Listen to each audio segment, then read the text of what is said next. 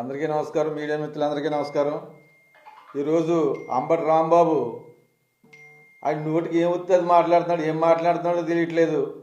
మన అందరం అభివృద్ధి ప్రదాతగా ప్రపంచమే చంద్రబాబు నాయుడు గారి వైపు చూస్తుంది, ఆంధ్రప్రదేశ్ వైపు చూస్తుంది. ఇటువంటి నాయకుడు దొరికినందుకు మనం గర్వంగా ఇచ్చేస్తుంటే అంబటి రాంబాబు గారు ముఖ్యమంత్రి గారిని పట్టుకుని నోటుకు వచ్చినట్టు మాట్లాడుతున్నాడు. అసలు సిగ్గుందా నీకు? నోటు ఎలా మాట్లాడుతున్నారా మీరు? అసలు మీ చంద్రబాబు నాయుడు గారిని మాట్లాడడానికి మీకు ఏ అర్హత ఉందని మాట్లాడుతున్నారు? అంటే అభివృద్ధి చేసేవాళ్ళు అంటే మీకు నచ్చదా? అభివృద్ధి చేసే వాళ్ళని మీరు విమర్శించాలని మీ జగన్ గారు ఏమన్నా ఒక క్లాసులు ఏమన్నా నేర్పుతున్నాడా? మీరు భూత పురాణాలు నేర్చుకోవడం, ఎవరిని ఏం నోటుకు వస్తే అది మాట్లాడేయటం, ఎందుకు మాట్లాడుతున్నారు మీరు? అంటే మాట్లాడితే ఎవరో ఏం స్పందించాలనుకున్నారో ఇటువంటి మాటలు మాట్లాడితే చూస్తూ ఎవరిని ఊరుకోరు. నిన్న తోట తిరుమతులు గారు మాట్లాడుతున్నారు. ఆయన ఏం మాట్లాడతాడు? ముద్రగడ్డ పద్మనాభం గారిని కొట్టించాడు, వంగవీటి మోహన్ రంగా గారిని చంపించాడు అంటారు.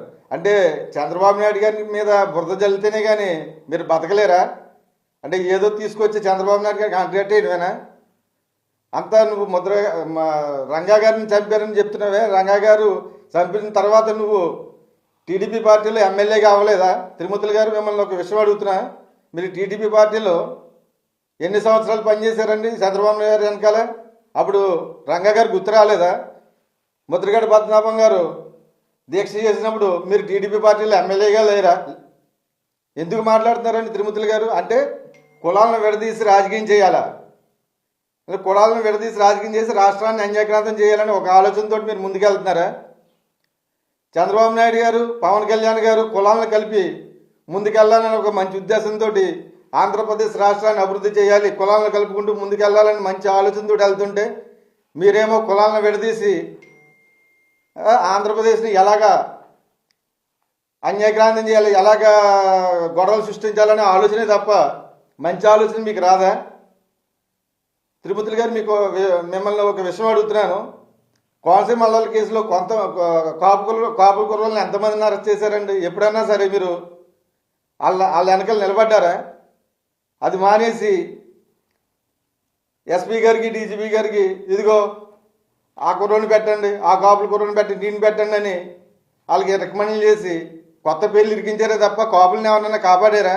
మీరు కాపుల గురించి మాట్లాడతారు. అంటే మీరు ఏదన్నా సబ్జెక్ట్ వచ్చినప్పటికీ డైవర్ట్ చేసేయాలి. అంటే ఏదో కొత్త విధానం తీసుకురావాలి.